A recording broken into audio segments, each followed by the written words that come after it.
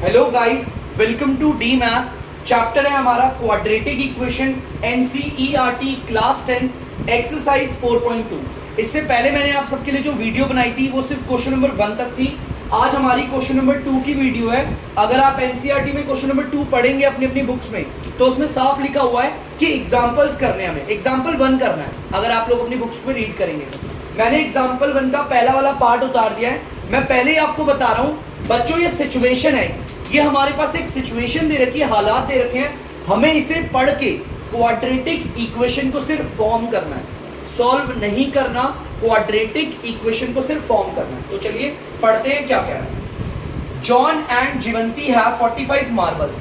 बेटा यहाँ पर दो लोग हैं, एक है जॉन और एक है जीवंती। उन दोनों के पास 45 मार्बल्स हैं, मतलब दोनों पे मिलाकर होंगे 45। ऐसा नहीं है कि किसी एक पे कितने हैं। तो एक काम करते हैं, एक तरफ ले लेते हैं जॉन को, ये जॉन हो गया बच्चों, और एक तरफ ले लेते हैं जीवंती को। डायग्राम तो ऐसी है मेरा, ये है जीवंती। तो हमारे पास यहां पर दो लोग हैं, एक है जॉन और एक है जीवंती। कुछ ना कुछ मार्बल आपके जॉन के पास होंगे, ठीक है, और कुछ ना कुछ मार्बल हमारी जीवंती के पास होंगे। और अगर मैं इन दोनों को जोड़ूं तो टोटल दोनों पे कितने हैं? 45 मार्बल्स हैं। आप देख सकते हो यहाँ पे लिखा भी हुआ है 45 मार्बल्स, ठीक है। हमें नहीं पता जॉन पे कितने हैं, हमें नहीं पता जीवंती पे कितने हैं। तो चलो एक काम करते हैं, मैं आपको एग्जाम्पल बताता हूँ। लेट सपोज अगर मैं आप सबसे बोलूं कि ये लड़का है ए और एक लड़का है ये बी, इस लड़के का नाम है ए, इस लड़के का नाम है बी, ठीक है। एग्जाम्पल के लिए बता रहा हूं, मैं आपको बोल रहा हूं इन दोनों के पास टोटल 10 मार्बल है, टोटल 10 मार्बल है इन दोनों के पास। अगर मैं बोलूं इसके पास होंगे 4 मार्बल, तो सबको पता है यहां पर 6 मार्बल है ना। जो बी वाला लड़का उसके पास 6, लेकिन ये आया कैसे? मेन कॉन्सेप्ट ये है, ठीक है। हम बता तो रहे हैं ये बी वाले बंदे के पास कितने मार्बल है, लेकिन ये कैसे बता रहे हैं? हम टोटल मार्बल में से ए वाले के मार्बल माइनस कर, ये होता है 6, 10 - 4। लेट सपोज अगर मैं आपसे बोलूं कि ए वाले लड़के के पास 8 मार्बल है, तो हर किसी को पता है यहां पर 2 मार्बल आएगा, लेकिन कैसे? टोटल मार्बल में से हम ए के मार्बल माइनस कर देंगे। आ गया 2 मार्बल, आता कैसे वो बहुत जरूरी है। लेट सपोज अगर मैं बोलूं कि यहां पर सिर्फ 2 मार्बल्स है, ए वाले लड़के के पास सिर्फ 2 मार्बल है, तो यहां पर कितने होंगे? टोटल में से हम ए के मार्बल माइनस कर देंगे, 10 - 2 विच इज इक्वल टू 8, जो कि हमारा 8 के बराबर होगा, ठीक है। तो वैसे ही मैं जॉन और जीवंती पे भी करूंगा। चलिए देखते हैं आगे। मुझे नहीं पता कि जॉन पे कितने मार्बल हैं, तो हम यहां पर एक काम करते हैं, let John's marble be is equal x।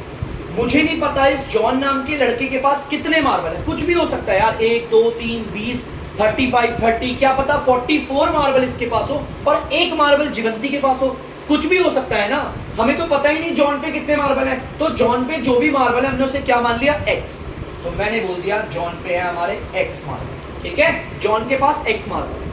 अब यहां पर अगर जॉन के पास x है तो जीवंती के पास कितने होंगे? मैंने आपको बताया टोटल मार्बल में से जो टोटल मार्बल हो गए 45 मार्बल है ना, उसमें से मैं माइनस कर दूंगा जॉन के मार्बल, 45 माइनस x। जो टोटल है 45 मार्बल है, बहुत सारे मार्बल है, माइनस का मतलब उसमें से हम जॉन के मार्बल हटा देंगे, 45 में से हम माइनस कर देंगे x। जॉन के मार्बल अगर हटा दिए तो किसके बचे? जीवंती के। तो ये रहा हमारा जीवंती। तो मैं यहां पे लिख भी देता हूं, Jeevanti's marbles b is equal 45 minus x, ठीक है। ये दोनों के मार्बल है। अब मेरे पास एक अलजेब्रिकली एक वैल्यू आ गई है कि हमारे जॉन पे कितने मार्बल है और जीवंती पे, ठीक है। मेरा क्वेश्चन यहां से यहां तक है, जॉन और जीवंती दोनों के पास 45 मार्बल है टोटल। जॉन के पास है x और जीवंती के पास है 45 माइनस x। तो चलिए आगे लेके चलते हैं क्वेश्चन को। Both of them lost 5 marble each. दोनों के दोनों अपने हिस्से में से 5-5 मार्बल खो देते हैं। कुछ ना कुछ मार्बल जॉन पे है, कुछ ना कुछ जीवंती पे है, दोनों ने 5 मार्बल खो दिए, ठीक है। तो चलिए देखते हैं दोबारा। अब ये आ गया है जॉन, ये हमारा जॉन है और यहां पर बना देते हैं हम जीवंती।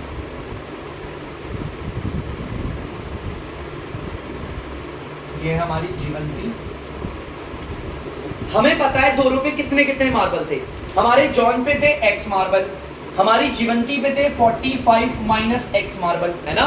हमें पता है ना सिर्फ जॉन के पास कितने हैं और सिर्फ जीवंती के पास कितने हैं। क्वेश्चन कह रहा है दोनों के दोनों 5-5 मार्बल खो देंगे। अगर जॉन ने 5 मार्बल खो दिए तो यार इसमें से भी 5 माइनस करना पड़ेगा, क्योंकि 5 मार्बल खो दिए ना। और अगर जीवंती ने भी 5 मार्बल खो दिए तो यहां पर भी -5 करना पड़ेगा, है ना। जिसको सॉल्व करके आपको पता है 45 में से 5 जाएगा, 45 में से 5 जाएगा 40 माइनस x, ये आ गया। अब आप लोगों को पता है 5-5 मार्बल खोने के बाद मैं बोलूंगा जॉन पे कितने मार्बल है, आप बोलोगे x -5। और अगर मैं बोलूंगा जीवंती के पास कितने मार्बल है तो यहां पर है 40 माइनस x। मैंने इसे सॉल्व कर दिया, ठीक है। 45 में से 5 जाएगा 40 बचेगा, ठीक है। यहां पर ये रहा। आगे देखते हैं क्वेश्चन क्या कह रहा है। And the product of the number of marble they now have is 124। वो कह रहा है मार्बल्स को खोने के बाद दोनों पे जितने भी मार्बल बचे हुए हैं ना, अगर आप उनका प्रोडक्ट करो, देखो एंड प्रोडक्ट किसका, number of marble they now have. अब जितने भी उनके पास मार्बल हैं, जॉन के पास ये रहे मार्बल, जीवंती के पास ये रहे मार्बल, ठीक है। वो कह रहा है अब जो इनके पास जो मार्बल है बचे हुए, इनका अगर प्रोडक्ट करेंगे माने कि मल्टीप्लाई करेंगे तो आंसर आएगा 124। तो let me check it. John's marble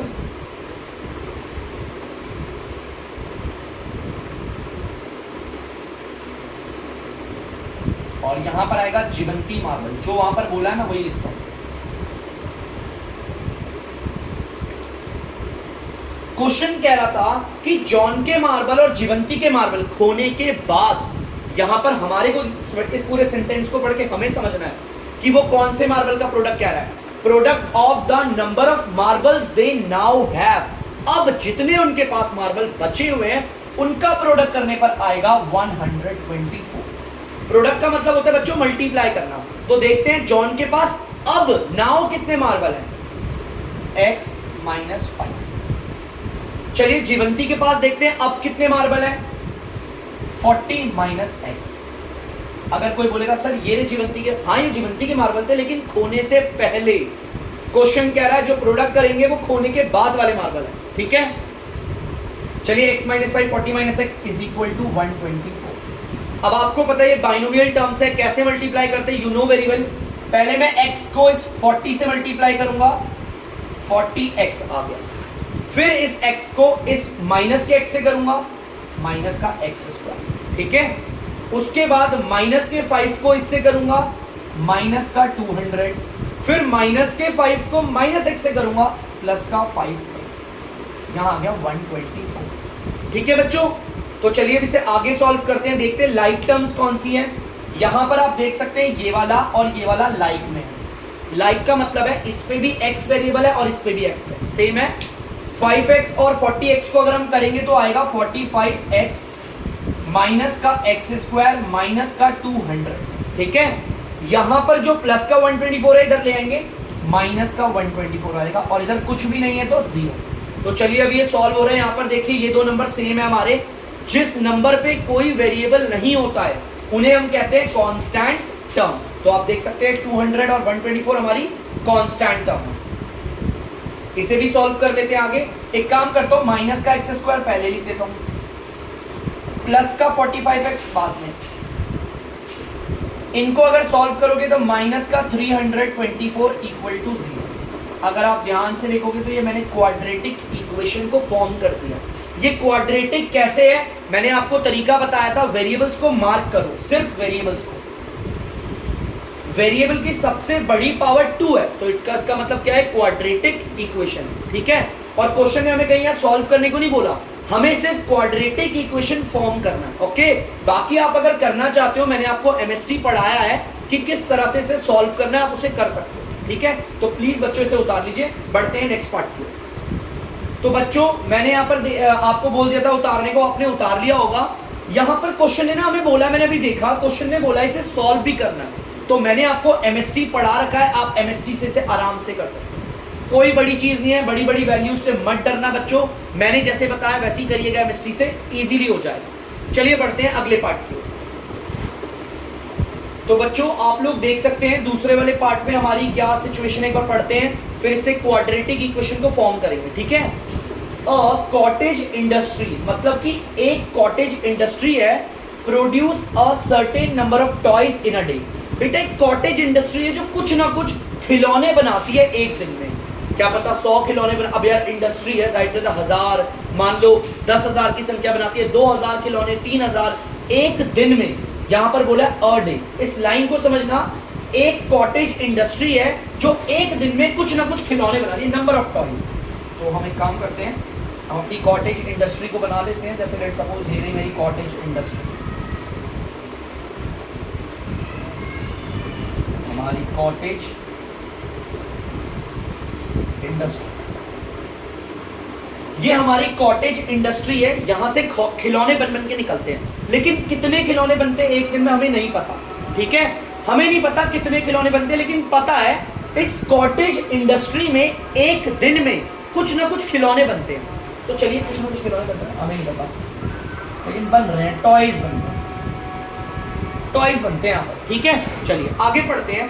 the cost of production of each toy, each का मतलब एक खिलौना, एक टॉय मतलब खिलौना, was found to be 55 minus the number of toys produced in a day।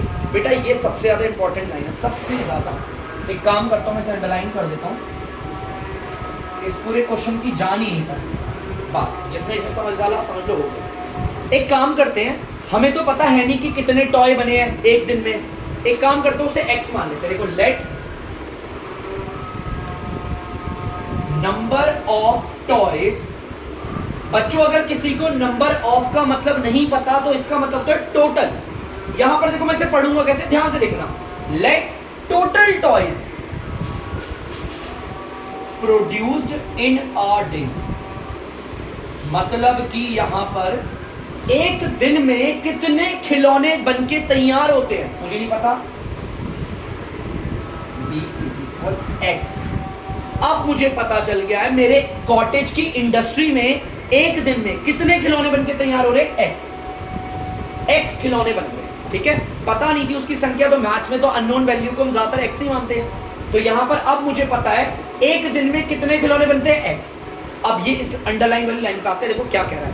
The cost of production of each toy, एक खिलौने को बनाने में कितनी कॉस्ट आती है। बेटा मतलब एक खिलौने को बनाने में कितने रुपए लग रहे हैं, वो कह रहा है अगर आपको निकालना है तो 55 माइनस कर दो जितने खिलौने एक दिन में बन रहे हैं। एग्जाम्पल के तौर पे समझाता हूं, कॉटेज इंडस्ट्री लेते हैं, देखो उदाहरण लेते हैं, एग्जाम्पल से समझेंगे बच्चों। ये हमारी कॉटेज इंडस्ट्री, ठीक है बच्चों। लेट सपोज मान लो कॉटेज इंडस्ट्री में एक दिन में खिलौने निकलते हैं हमारे 100 मान लेते हैं, मतलब ये मेरी कॉटेज इंडस्ट्री है, इससे एक दिन में कितने खिलौने बन रहे हैं, 100 खिलौने बन रहे हैं। अब यार 100 के 100 खिलौने हैं, एक खिलौने को बनाने की कीमत कितनी है। लेट सपोज मेरा एक खिलौना है, ये लो एक डॉल है, ये डरावनी डॉल ज्यादा लग रही है, ये डॉल है मतलब एक खिलौना है, इसको बनाने में ऐसे 100 खिलौने बनते हैं।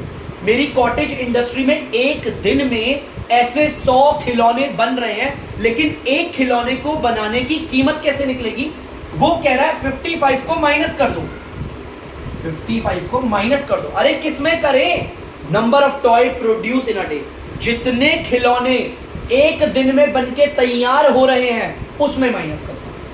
अगर आप 100 में से 55 को माइनस करोगे तो 45 आएगा, तो इसका मतलब एक खिलौने को बनाने में 45 रुपए लग रहे हैं। एग्जाम्पल के तौर लेट सपोज नहीं आया समझ में, सर क्या कह रहे हो, बिल्कुल पल्ले नहीं पड़ रहा, मैं एक और एग्जाम्पल बताता हूं।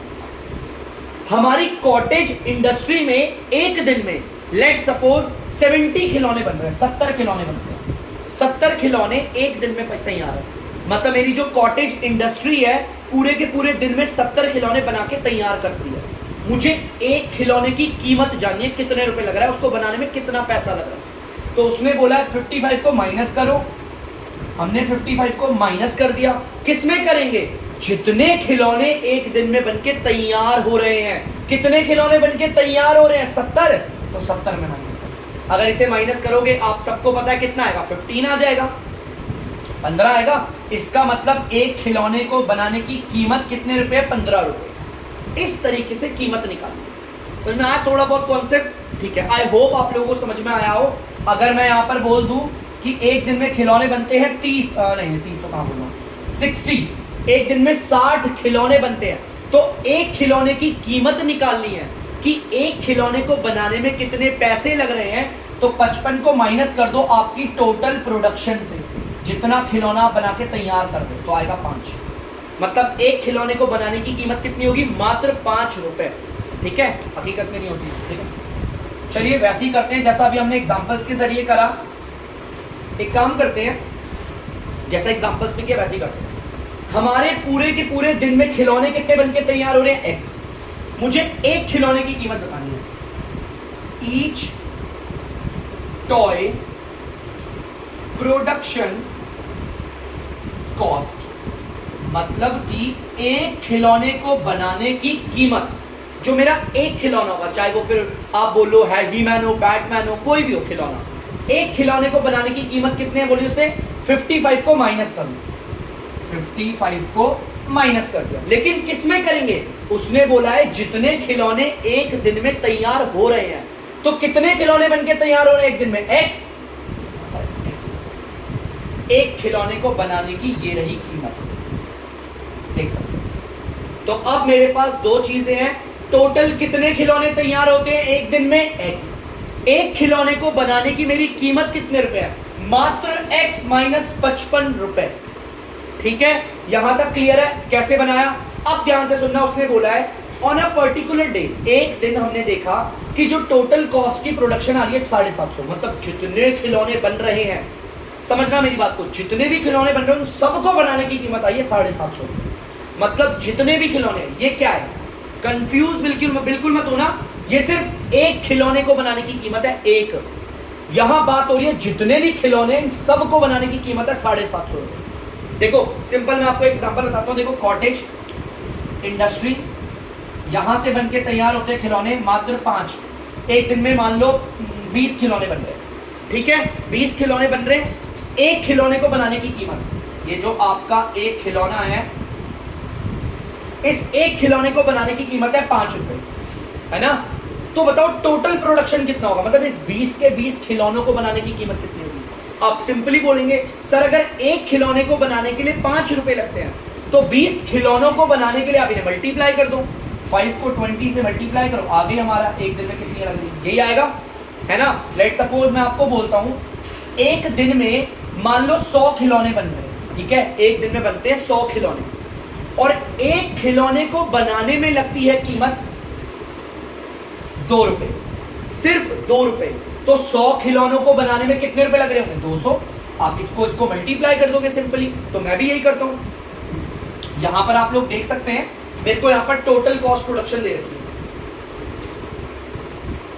टोटल मतलब टोटल कॉस्ट प्रोडक्शन का मतलब है, बता देता हूं आपको, टोटल का मतलब होता है सब, सारे के सारे खिलौनों को बनाने की कीमत कितने रुपए दे रखी है? 750 रुपए, रुपीज नहीं लगा, 750। अब आपको पता है कैसे आई होगी? मेरे टोटल खिलौने कितने हैं? X, और एक खिलौने को बनाने की कीमत कितनी है? X minus 55। इन्हें मल्टीप्लाई करूंगा, आ जाएगा 785 आएगा, इसी के बराबर है ना? हमारी कैसे निकलेगी टोटल कॉस्ट? भाई मेरे पास टोटल तो इतने खिलौने हैं और एक खिलौने को बनाने की कीमत ये है, इन्हें अगर मैं मल्टीप्लाई करूंगा तो 750 आएगा। ठीक है, तो यहां तक क्लियर है आप लोगों को? तो इस चीज को ध्यान रखना बेटा, ध्यान से सुनना। एक्चुअली में अगर इस वाली लाइन को ढंग से पढ़ेंगे ना बेटा, यहां पर बोला हुआ है 55 माइनस, मतलब अगर आपको एक खिलौने की कीमत निकालनी है ना, तो 55 को माइनस करना है। मैं यहां पर माइनस लगा रहा हूं क्योंकि 55 माइनस ये है ना, देखो इसे तो माइनस 55 बोलेंगे। ध्यान से देखना, यहां पर मुझे थोड़ी सी कंफ्यूजन हुई थी, ध्यान से देखना बच्चों। ये है मेरा 55 माइनस, और इसे पढ़ेंगे क्या पढ़ेंगे? माइनस 55। मैंने इसे जरा ध्यान नहीं दिया, मैं सिर्फ इसको ध्यान दे रहा था। आप ध्यान से देखना, मेरी तरह गलती आप मत करना। यहां पर 55 फिर माइनस बोला है, मैं पहले माइनस लगा रहा हूं बाद में 55। यार 55 माइनस तो ऐसे लिखेंगे, देखो 55 यहां लिख दिया 55, अब बोला माइनस तो लगा दिया माइनस। ये गलती कर रहा था, ध्यान से देखना। आपको पता होना चाहिए 55 में से माइनस करेंगे जितने खिलौने एक दिन में बनकर तैयार हो रहे हैं। एक्स तैयार हो रहे हैं तो एक्स दबा दीजिए। ये है एक खिलौने को बनाने की कीमत, बस इससे ज्यादा और कुछ निकलता है। यहां देख सकते हैं एक खिलौने को बनाने की कीमत है। अब एक खिलौने को बनाने में लगता है ये 55 माइनस एक्स, और टोटल खिलौने हमारे पूरे के पूरे टोटल के टोटल खिलौने एक्स है। इन दोनों को मल्टीप्लाई करके टोटल कॉस्ट प्रोडक्शन आती है।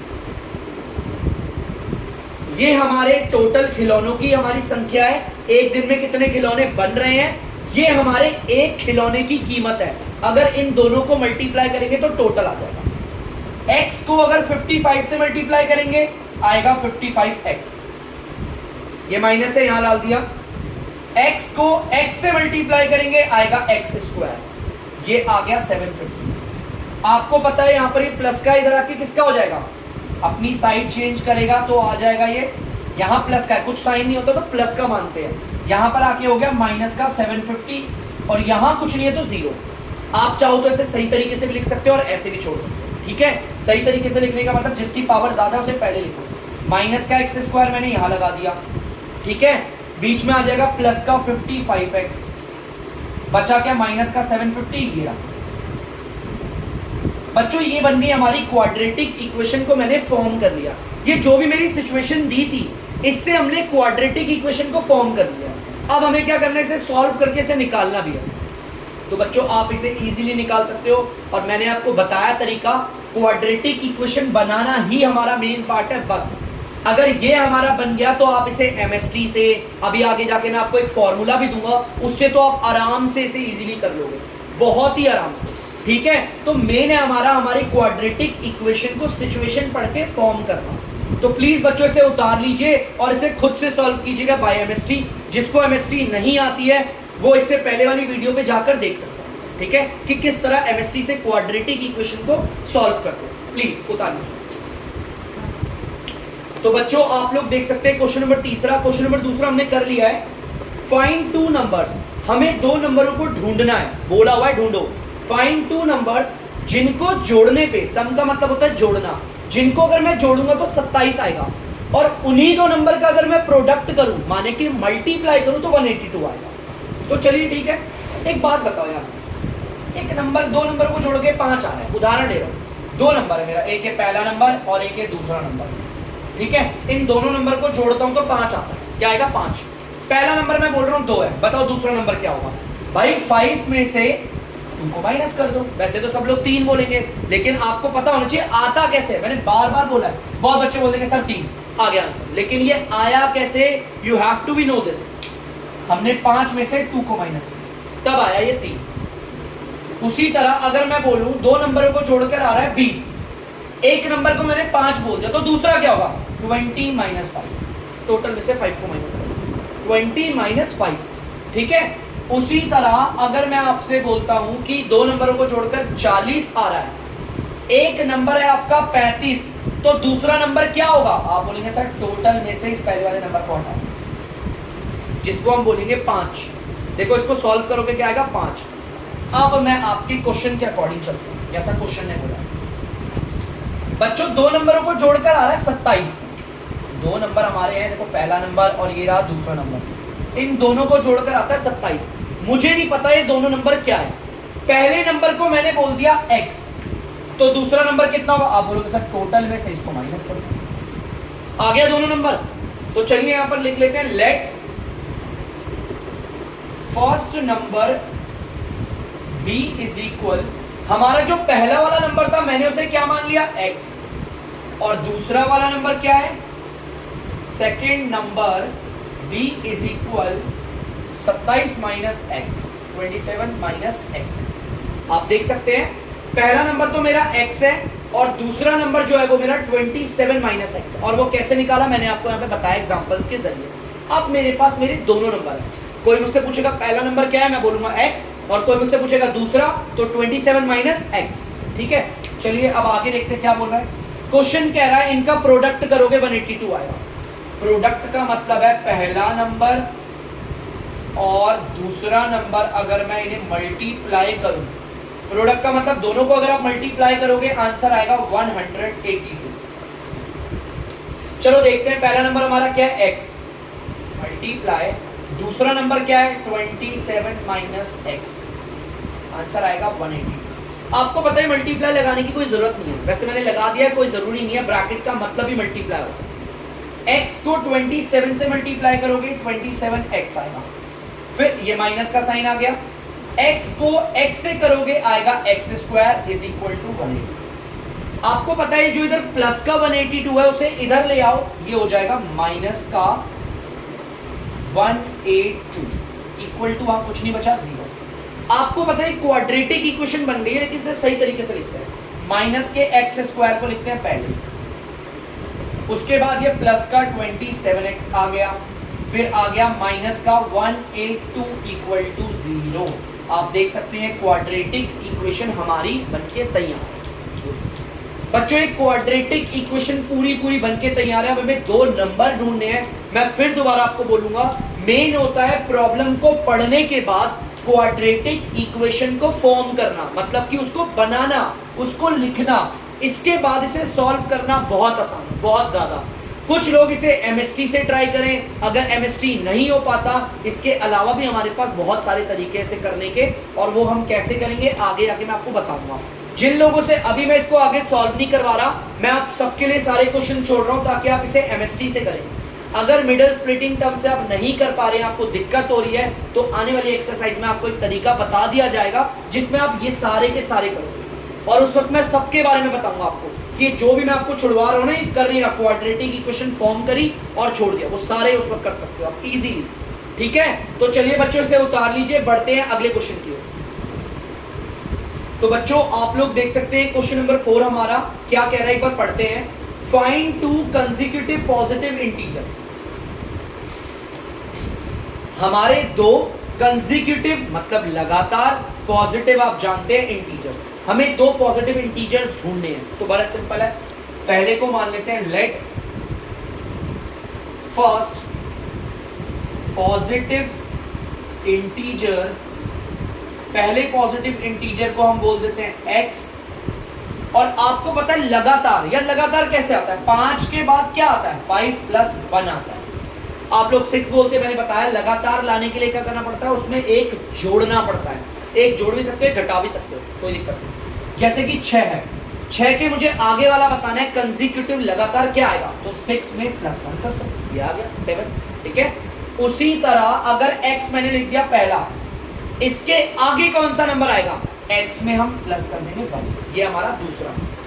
सेकेंड पॉजिटिव इंटीजर जिसको हम बोलेंगे x + 1, क्योंकि बहुत बच्चों को डाउट होता है कि सर ये +1 करके क्यों करा, 2 कर देते, 3 कर देते। तो यहाँ पर बता रहा हूँ कि लगातार लाने के लिए हमें 1 जोड़ना पड़ता है उसमें। अगर मुझे इसके अगला वाला जानना है, जस्ट इसके अगला वाला, तो इसी में 1 जोड़ेंगे। इसके अगला वाला जानना है तो इसी में 1 जोड़ेंगे। ठीक है बच्चों, ये हो गए हमारे पहला पॉजिटिव इंटीजर x है, दूसरा पॉजिटिव इंटीजर है x + 1। क्वेश्चन कह रहा है सम करो इनके, लेकिन इनके स्क्वायर का, हमें इनका सम नहीं करना। उसने कुछ ऐसा बोला, पहले वाले नंबर और दूसरे वाले नंबर का सम नहीं करना, उसने कहा इनके स्क्वायर का करो। ध्यान से देखो, सम ऑफ whose स्क्वायर्स, जिनके स्क्वायर को जोड़ने पर आता है 365। तो चलिए करते हैं इनका। पहला वाला नंबर आप देख सकते हैं x है, प्लस दूसरा वाला नंबर आप देख सकते हैं x + 1 है, इज इक्वल टू 365। चलिए इसे सॉल्व करते हैं। x को 2 बार मल्टीप्लाई करोगे x² आएगा, प्लस यहां पर आइडेंटिटी लग रही है a + b का होल स्क्वायर। a + b का होल स्क्वायर जो होता है कि a का होल स्क्वायर प्लस b का होल स्क्वायर। देखो a + b का होल स्क्वायर, तो ध्यान से देखना a कौन है b कौन है, a का होल स्क्वायर प्लस b का whole square plus 2 × a × b is equal to 365। इस वाले इतने से पार्ट की जगह पर मैंने ये पूरा सॉल्व करके लिखा है। और आइडेंटिटी आपको पता होनी चाहिए, you are in 10th standard. ठीक है, a + b का होल स्क्वायर, a का होल स्क्वायर प्लस b का होल स्क्वायर प्लस 2ab। आगे देखते हैं, x² प्लस ये आ जाएगा सॉल्व होकर x², 1 को 2 बार मल्टीप्लाई करोगे 1 ही आएगा, इन सबको सॉल्व करके आएगा 2x। आप देख सकते हैं x² सॉल्व होकर हो गया आपका 2x², इसको और इसको सॉल्व करके आया, प्लस का 1 और फिर प्लस का 2x ये प्लस का 365 है, इधर आके माइनस का 365 हो गया, उधर कुछ नहीं है तो 0। अब देख लीजिए जो लाइक टर्म है उसे सॉल्व कर लेते हैं, जैसे कि ये 1 और ये दोनों सेम है, दोनों बिना वेरिएबल वाले हैं, मतलब कांस्टेंट टर्म है। अगर अब इसे सॉल्व करोगे, पहले तो मैं प्लस का 2x लिख रहा हूँ, सॉल्व करके इन दोनों को यहाँ लिख देता हूँ, माइनस का 364 इज इक्वल टू 0। मैंने क्वाड्रेटिक इक्वेशन को फॉर्म कर दिया है। प्रॉब्लम को पढ़ना है, सिचुएशन को समझना है और क्वाड्रेटिक इक्वेशन फॉर्म करनी है। अब इसके बाद यार ये इसे आप एमएसटी से करो या किसी अदर प्रोसेस से, बहुत आसान है। और मैंने फिर दोबारा बोल रहा हूँ, अगली वाली एक्सरसाइज में आपको एक फॉर्मूला भी दे दिया जाएगा जिसे क्वाड्रेटिक फॉर्मूला कहते हैं, उससे सारे हो जाएंगे आराम से, हंसते हंसते हो जाएंगे। ठीक है बच्चों, तो प्लीज बच्चों इसे उतार लीजिए, बढ़ते हैं अगले क्वेश्चन की ओर। तो बच्चों आप लोग देख सकते हैं क्वेश्चन नंबर 5, चलिए पढ़ते हैं, देखते हैं क्या कह रहा है question number 5। The altitude of a right triangle is 7 centimeter less than its base। सबसे पहले तो देखो एक राइट ट्राइंगल की बात हो रही है, तो एक राइट ट्राइंगल को बना लेता हूं यहां पर।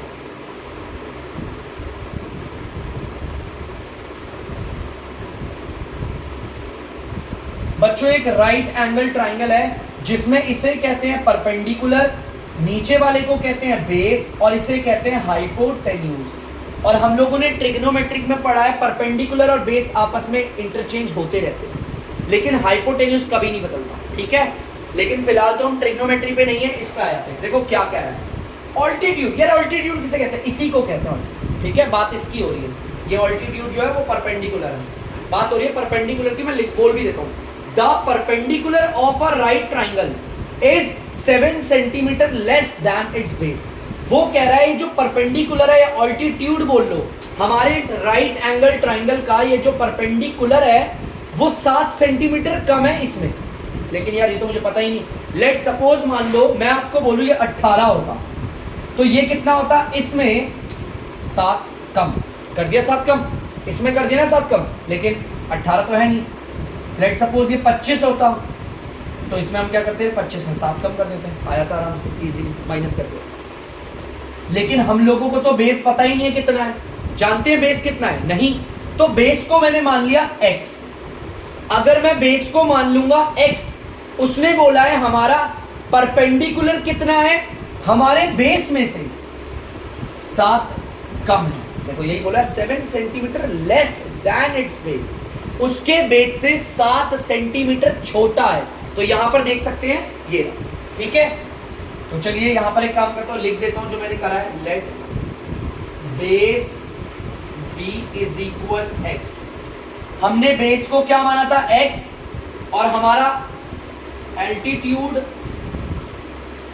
आप देख सकते हैं जिसे मैं परपेंडिकुलर भी कह रहा हूं, ये हमारा कितना है, हमारे बेस में 7 कम। ठीक है, यहां पर ध्यान देख रखना जो मैंने बताया है, 7 centimetre less than it's base, उसके बेस से 7 कम है। क्लियर है। अब आगे देखिए, if the hypotenuse is 13 centimetre. भाई हाइपोटेन्यूज कितना बोल रहे हो, 13। तो चलिए देखते हैं, 13 सेंटीमीटर बोला, लेकिन मैं 13 ही लूंगा। ठीक है, मैं सेंटीमीटर नहीं हटा रहा, यूनिट हटा रहा। 13 है हाइपोटेन्यूज, वो कह रहा है बाकी की ये 2 साइड्स निकालो। यार अब इक्वेशन बनाऊं कैसे, बेटा राइट एंगल ट्राइंगल है, पाइथागोरस थ्योरम का यूज करें, बाय पाइथागोरस थ्योरम। लिखना जरूर जब इस थ्योरम का यूज करो, बताया ना बचपन से। हाइपोटेन्यूज का whole square is equal to perpendicular का होल स्क्वायर प्लस बेस का होल स्क्वायर। हाइपोटेन्यूज क्या है बच्चों, 13 है, तो मैं एक काम करता हूं 13 का होल स्क्वायर कर दूं, इक्वल के नीचे इक्वल। परपेंडिकुलर का होल स्क्वायर करना है, परपेंडिकुलर x माइनस 7 है, तो x माइनस 7 का होल स्क्वायर, फिर प्लस बेस का होल स्क्वायर करना है, बेस है x, तो x का होल स्क्वायर। तो चलिए इसे सॉल्व करते हैं, देखते हैं क्या आता है। 13 का होल स्क्वायर करोगे 169 आएगा।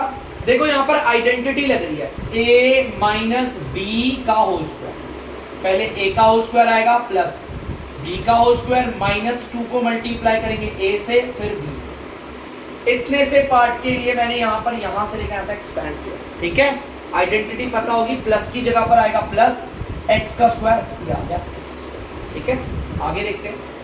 169 equal to x square plus 49 minus का 14x, फिर ये आ गया प्लस का x स्क्वायर। एक्स स्क्वायर और एक्स स्क्वायर ये देखो सिमिलर है, तो ये हो जाएगा सॉल्व होके 2x स्क्वायर प्लस का 49 माइनस का 14x।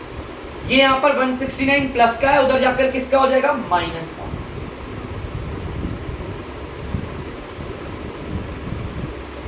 और यहां कुछ नहीं है तो जीरो। आपको पता है ये वाला और ये वाला दोनों हमारी लाइक टर्म है, हमारे सेम है, बिना वेरिएबल वाले हैं, तो इन्हें सॉल्व कर लेते हैं। ये आ गया 2x स्क्वायर प्लस का एज इट इज माइनस का 14x लिख देता हूं यहाँ पर। अब अगर आप इन्हें सॉल्व करोगे 120 आ जाएगा, वो भी माइनस का, और यहाँ कुछ नहीं है जीरो। तो बच्चों आप देख सकते हैं मैंने इस पूरी प्रॉब्लम को पढ़ के बना लिया आपकी क्वाड्रेटिक इक्वेशन, जिसको अब आप सॉल्व भी कर सकते हैं आराम से। कुछ लोग इसमें से कॉमन निकालते हैं, इसे थोड़ा छोटा कर देते हैं। आप चाहो तो कॉमन निकालो, ना निकालो आपकी इच्छा है। अगर आप निकालोगे थोड़ा क्वाइट इजी हो जाएगा, और अगर नहीं निकालोगे तो भी कोई प्रॉब्लम नहीं, ठीक है। तो ध्यान से सुन लो, यहाँ पर मैंने प्रॉब्लम को पढ़ के क्वाड्रेटिक इक्वेशन बना ली। हमेशा याद रखना जब भी आपकी प्रॉब्लम में राइट एंगल ट्राइंगल दे देगा ऐसे, तो इक्वेशन हमेशा पाइथागोरस थ्योरम से बनानी, हमेशा याद रखना पाइथागोरस थ्योरम से ही बनानी है। ये क्वाड्रेटिक इक्वेशन बना ली है, अब आप इसे चाहे एमएसटी से सॉल्व कीजिए, किसी से भी। प्लीज बच्चों इसे उतार लीजिए। तो बच्चों आप लोग देख सकते हैं क्वेश्चन नंबर 6, चलिए इसे पढ़ते हैं, देखते हैं क्या कह रहा है। अ कॉटेज इंडस्ट्री, फिर दोबारा आ गया है कॉटेज, ठीक है। एक कॉटेज इंडस्ट्री है जो कि कुछ ना कुछ पॉटरी आर्टिकल्स बनाता है एक दिन में। पॉटरी आर्टिकल्स का मतलब होता है बेटा मिट्टी का कोई भी सामान, आप घड़ा समझ लो एक तरीके से। यहां पर हमारी कॉटेज इंडस्ट्री बना देते हैं बड़ी सी अच्छी सी, ये है हमारी कॉटेज इंडस्ट्री। कॉटेज इंडस्ट्री, हमारी कॉटेज इंडस्ट्री में पॉटरी आर्टिकल्स बनते हैं, मिट्टी का सामान बनता है। मान लो घड़े बन रहे हैं, ठीक है, हम ले लेते हैं मिट्टी के घड़े। अब घड़े बन के तैयार हो रहे हैं हमारे पॉटरी इस कॉटेज इंडस्ट्री में। अब कितने बनते हैं पता नहीं, बोला सर्टेन, कुछ ना कुछ बन रहे हैं। लेकिन एक दिन में कितने पॉटरी आर्टिकल्स बन रहे हैं, मिट्टी के घड़े बन रहे हैं, नहीं पता।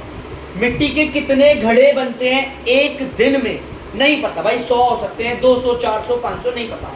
तो हम एक काम कर लेते हैं, मान लेते हैं x, कितने बन रहे हैं x मान लेते हैं। यहां पर मैं लिख भी देता हूं लेट नंबर ऑफ, माने कि बच्चों total number of pottery articles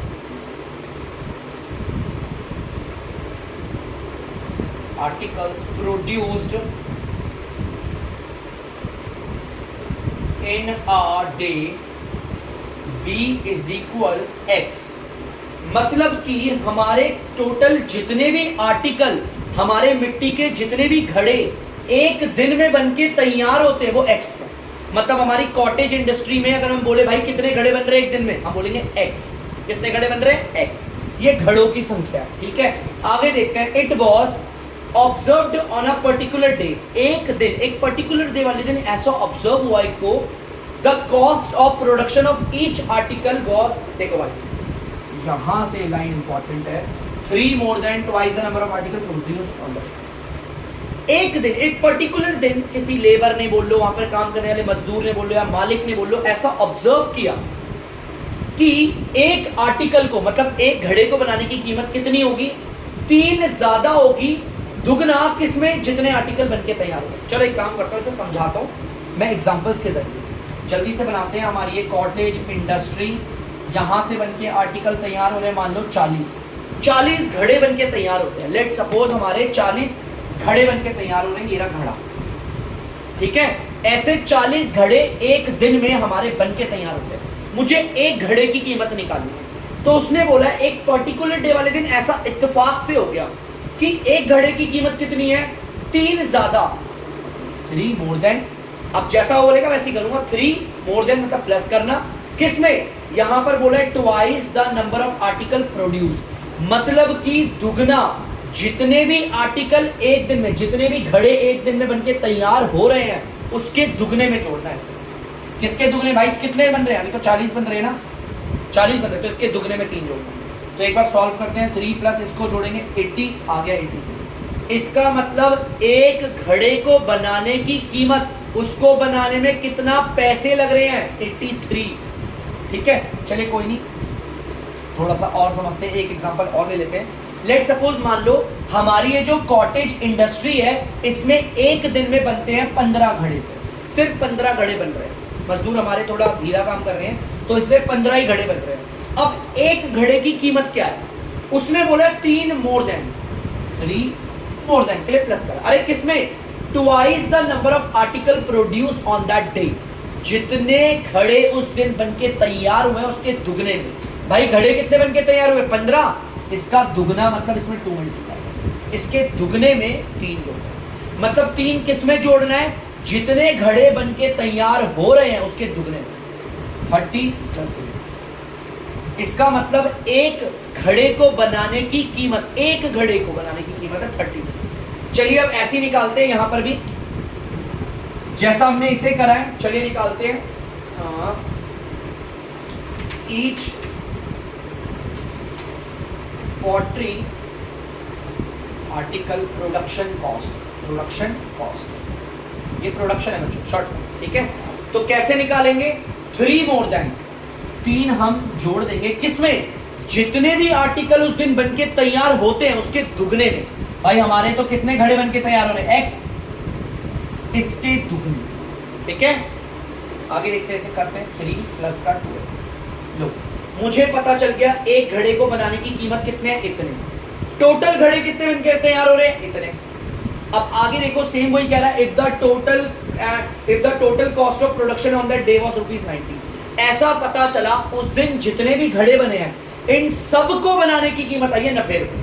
मतलब कि total pottery articles production cost आई है 90 रुपए। अरे रुपीस में लिख रहा 90 रुपए। मतलब कि उस दिन जितने भी घड़े बनके तैयार हुए, उन सारे घड़ों को बनाने की कीमत 90 रुपए। अब ये निकली कैसी होगी यार, एक घड़ा मतलब टोटल कितने घड़े हैं, x, टोटल घड़े तो इतने बनके तैयार हुए, एक घड़े की कीमत कितनी है, एक घड़े की कीमत है ये 3 + 2x। इनको मल्टीप्लाई करूंगा, आ जाएगा 90। ऐसे ही तो निकालते हैं। देखो एग्जांपल बताता हूं, यहां पर कॉटेज इंडस्ट्री, मान लो यहां से बनके घड़े तैयार हो रहे 10, और एक घड़े की कीमत बोल रहा हूं मैं, एक घड़े की कीमत आपको बोल रहा हूं 5। तो बताओ टोटल कितनी कीमत लगी होगी 10 घड़ों को बनाने में। तो मल्टीप्लाई करते हैं ना, घड़ों की संख्या को और एक घड़े की कीमत को मल्टीप्लाई करोगे, टोटल कॉस्ट प्रोडक्शन आएगा। ठीक है, हमारा टोटल घड़े कितने, x, और एक घड़े को बनाने की कीमत कितने रुपए, इतने। इन दोनों को मल्टीप्लाई करोगे, टोटल कॉस्ट प्रोडक्शन आएगा। तो चलिए इसे मल्टीप्लाई करके देखते हैं। x को 3 से करेंगे 3x, प्लस x को 2x से करेंगे 2x², 90। जो इधर प्लस का 90 है वो इधर आके हो जाएगा हमारा माइनस का 90। यहाँ पर आपकी क्वाड्रेटिक इक्वेशन फॉर्म्ड हो गई है, लेकिन अगर आप चाहते हो पहले इसको भेजना तो 2x² प्लस का है, उसे आप पहले रख लो, फिर ये प्लस का 3x है और ये माइनस का 9 है। आप चाहो तो प्लस का साइन हटा भी सकते हो। हमने इस पूरी वर्ड प्रॉब्लम को पढ़ के क्वाड्रेटिक इक्वेशन फॉर्म कर लिया। अब क्वेश्चन को आपको पता है इसे सॉल्व करना है। अब आप इसे MST से कर सकते हो और अदर मेथड से। जब आप इसे सॉल्व करोगे, ध्यान से सुनना बच्चों, 2 चीजें निकालनी है। ध्यान से सुनना, हमें 2 चीजें निकालनी है। एक तो निकालना है कितने घड़े बनके तैयार हो रहे हैं, और एक मुझे बताना है एक घड़े की कीमत। ठीक है, ध्यान से सुनना बच्चों, मैं क्या बोल रहा हूं। हमें 2 चीजें बतानी है। एक तो हमें यह बताना है इस दिन कितने घड़े बनके तैयार हुए, और साथ साथ एक घड़े को बनाने की कीमत निकालनी है। मैं एग्जांपल के लिए बता रहा हूं, आप लोगों ने इसे सॉल्व किया मान लो, है ना। आप इसे सॉल्व करोगे, क्वाड्रेटिक इक्वेशन है, 2 सॉल्यूशन आएंगे। मैं बोल रहा हूं एक आ गया 1 और एक नहीं, एक बोल दिया 2, एक बोल दिया -5। हम लोग पॉजिटिव वाली वैल्यू लेते हैं 2। चलो मुझे निकालना क्या है, 2 चीज। एक तो total articles produced on that day, उस दिन कितने आर्टिकल बने, मतलब कितने घड़े बने थे। एक तो ये निकालना। लेट सपोज मान लो आप सॉल्व करके कुछ और आंसर निकालोगे, मैं एग्जांपल बता रहा हूं। मान लो हम इस पॉजिटिव वैल्यू को लेंगे, मान लो हमारा 2 आया आंसर, x की वैल्यू 2, तो हमारे कितने आर्टिकल बनके तैयार हुए थे उस दिन, x घड़े बनके तैयार हुए थे, और इसकी कीमत थी 2। तो इसका मतलब सिर्फ 2 घड़े बनके तैयार हुए। कितने बने हैं, सिर्फ 2, पूरे दिन में सिर्फ 2 घड़े तैयार हुए। और क्या निकालना था, एक घड़े की कीमत, each pottery article cost, sorry बच्चों गलती जल्दी कर रहा हूँ मैं, थोड़ी गंदी राइटिंग में। एक घड़े को बनाने की कीमत कितनी थी? 3 + 2x, 3 + 2x। तो चलो x की वैल्यू लगा देते हैं यहाँ पर,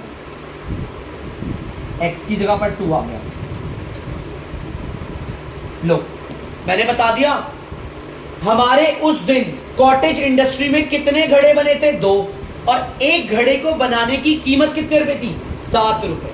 ठीक है बच्चों, ये मैंने एग्जांपल के लिए बताया, आप आंसर निकाल के खुद वैसे कर लीजिएगा। ठीक है, तो बच्चों अब मैं करता हूं इस वीडियो का एंड।